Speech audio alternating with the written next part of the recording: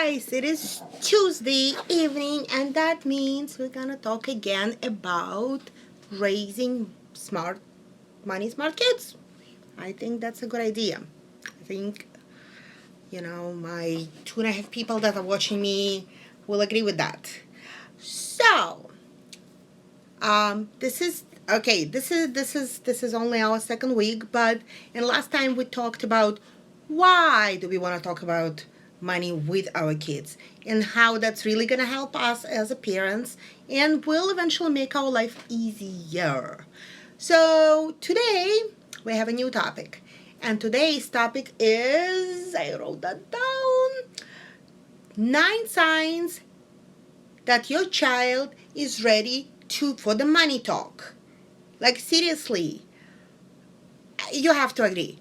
The minute when your child is in the car on the way to college with your credit card and a school loan, that's too late. You might be in for a big trouble. And I should know, I didn't even grow up in this country. I grew up in a country where, in a very idealistic environment where money was not important. That's just what we were told, and guess what? Eventually, I landed in a hole with a lot of debt. I didn't really have a choice, and it took years to get out of it. And this is the mistake I want to avoid with my own children. So, without further ado, let's move on. Let's talk about 9 signs your child is ready for. Oh, no, 9 signs your child is ready for the money talk. This is like a potty training. You need signs to know that your child is ready for this conversation. So, number 1, if your child wants something big. I am not talking about toddler trying to get a big, car. I'm talking about if your child wants a PlayStation, an Xbox, if your child wants, an expensive thing, something that costs, it depends. For everybody it would be different, but let's say something that costs more than $100. That's probably would be my thing. Maybe more than 50. I still think more than 50 it's a big ticket item. This is where we want to sit down. This is where we want to talk and say, guess what? I understand you really want this, but that's not something that's very easily achievable. This is how much this thing costs. And for many kids, it's a very abstract idea because they don't really know. They don't have an understanding of money. They don't really know what money is. And we're going to have to explain it to them. And it's also about, this is the time when we're going to talk about delayed gratification. Yes, just don't say that word to your children because they will get scared. So, yeah, just mainly because at this point of time, kids understand if they want something, they can have it now. But would you rather have an apple now, or would you rather have an apple tree at the end of the season? That's something that, you're going to have to figure out what is the right angle to talk about it. Number 2, if your child, and that probably starts when they're about 6, think that you're only buying lame stuff at the store. Yes, I get it. I've been there. I have gone with my parents to the store, and I did not really think that it was important. All the stuff that we as parents buy at the store is lame. We buy groceries.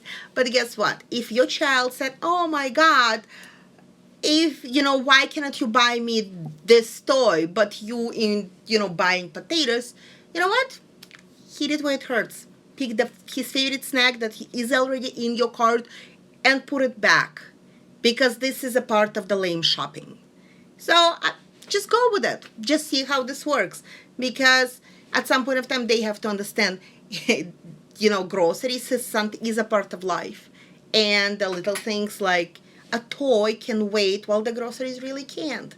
We'll see how your child makes it a week without, his favorite bars, or, is it a PB&J? It could be easy as that. I think this is a very easy gateway into a money conversation. Number 3, if they can do math, they're ready to talk about money. And what does that mean? Once again, talking about delayed gratification. So let's say every time you go to Target, you stop by the dollar spot and you get your child something from the dollar stop. Well, it's awesome, but think about it. If you go by the store by the dollar stop 50 times, that's a bicycle. And yeah, and I think it might, 50 sounds probably is like a huge number, but let's bring it down to a bicycle helmet. Work your way into it. So if they are hooked on picking something cheap, one of those, the machines where you like poke numbers and you get the stickers, a little ring that they're gonna lose on the way back home, just think about it. We can not do that 10 times and you can get a bicycle helmet. So you actually can probably start. I think 10 is a big number. They can get something with $5 probably, but 10 seems like they can do $10, and then you can work yourself way into a bicycle, and then next time they actually need a bicycle, you know exactly how to get there. Number 4. If your child is asking for something that puts pressure on you today, tomorrow, or down the road, this is a perfect time to talk about money. What does that mean? My daughter wants to go to a summer camp. Summer camp costs a lot of money. And even like the Park District summer camp, it's decent. It's not really, it's not that expensive, but it's on. A whole summer camp, a summer in a summer camp would cost about $1,500 at the Park District. However, it is 3 weeks in a camp that she wants to go to, costs $750. And if your child wants to go into the out of town camp, oh my God! I mean, I'm telling you, those prices, they scare me. But this is not obviously the conversation you want to have with your children in April or May. This is the conversation you want to have with them right after they come back from the previous summer camp or something. Say, oh, little Johnny, he went to a summer camp and I want to go too next year. This is when you sit down and say, you know what? Let's talk about it. Let's see how we can get you there. This is going to be a long conversation. It's a conversation. You're not just talking in one direction. You're going to have to talk to your child, and you have to remind your child, and you also have to think about how you can work together to make it happen. I think it's actually also is a really good opportunity for you to actually work as a team. Number 5.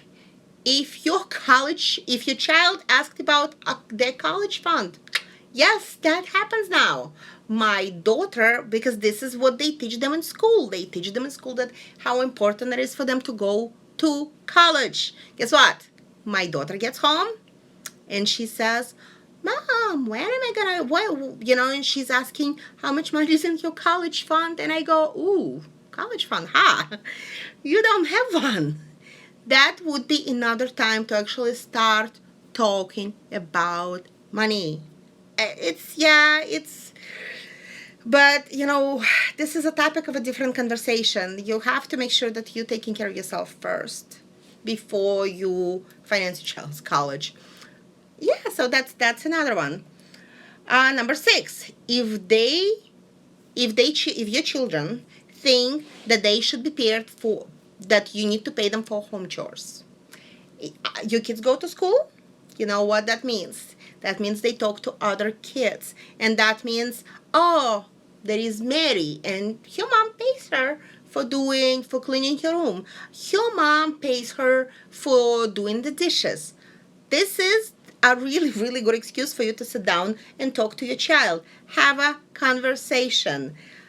So you want to get paid, huh? Well, in my house, first of all, the room is your responsibility. So you made the mess, you're gonna clean it up. I'm not paying for that.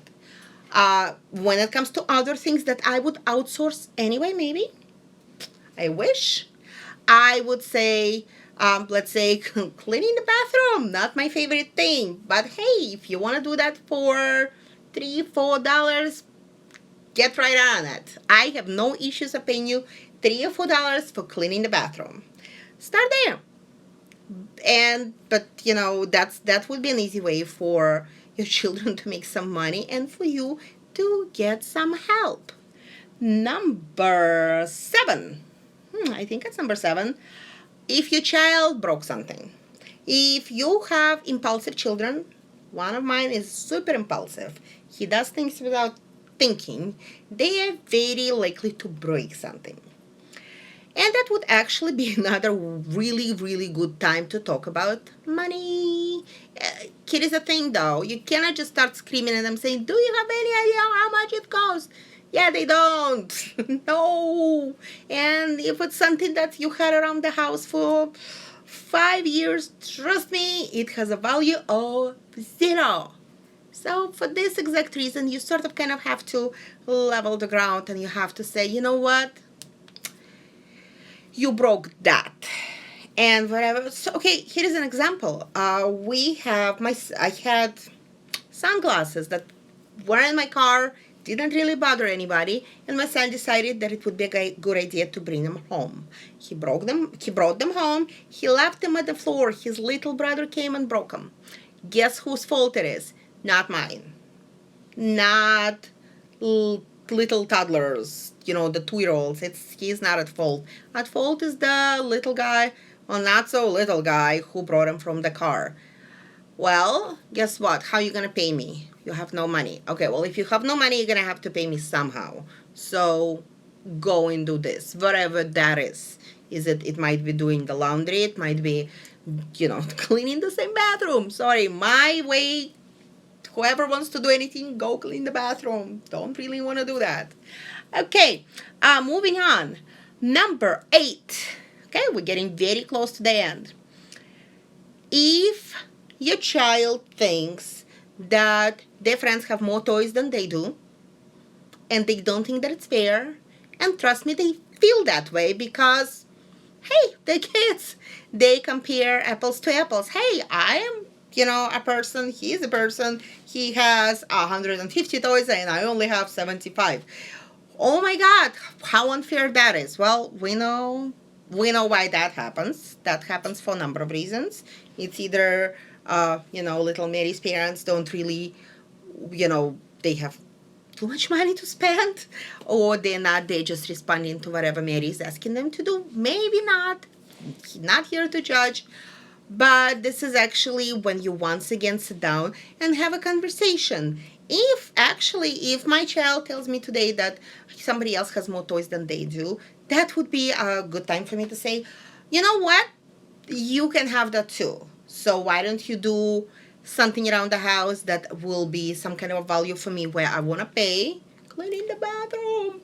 I'll pay you $3. You go right ahead and buy you what you want. And then you will get the toys that you want. Because Mary probably doesn't even care for most of the toys that she has. You know how that is. Okay, here is the very last one. If your children can talk, and if your children at the store are capable of asking you for a toy or whatever else, that means they are ready to talk about money. It's very difficult for me to argue with the 2-year-old because my 2-year-old doesn't talk. He says, oh, that's it. You cannot really reason with him. And that's why I don't take him to the store. Sorry, not gonna happen. However, if your child is capable of saying, I wanna have that, that is the sign for you that you need to start that money conversation somehow. If your child 3 years old, you're obviously not going to talk about, too much. There is a lot that they won't understand, but you can start the conversation. You can say, you know what, we cannot buy it this month, and let me tell you why. Because you like apples, right? You like your candy that you get, I don't know how often you guys have give your children candy. You like that. Well, that only leaves this much money left. And would you rather us put this money someplace else? Or do you think we should go to a zoo like we normally do? What do you think we should do? Should we? It's another conversation you have to think through about. But yeah, I'm sure you can find the good angles to discuss, to talk with your child about, would you rather do this or that? Would you rather, well, if you tell your child, a 3-year-old, then they can have a bicycle in 6 months, they're not going to understand that. Say, we cannot buy you a bicycle, but guess what? We can go to the zoo. That's probably would be the way I would want to do it. Okay, I think that was 2 9 things. I think I actually took more time than I thought I would, but that's about it. And we'll be back here on Thursday, and we'll talk about another tool that can actually help kids to make money. And next Tuesday, we're going to have another conversation, helpful talk for the parents, how to raise their kids money smart. So I hope that you will subscribe, possibly, maybe, hit it, say like, maybe. I would like that too. And that's about it. Until next time, bye.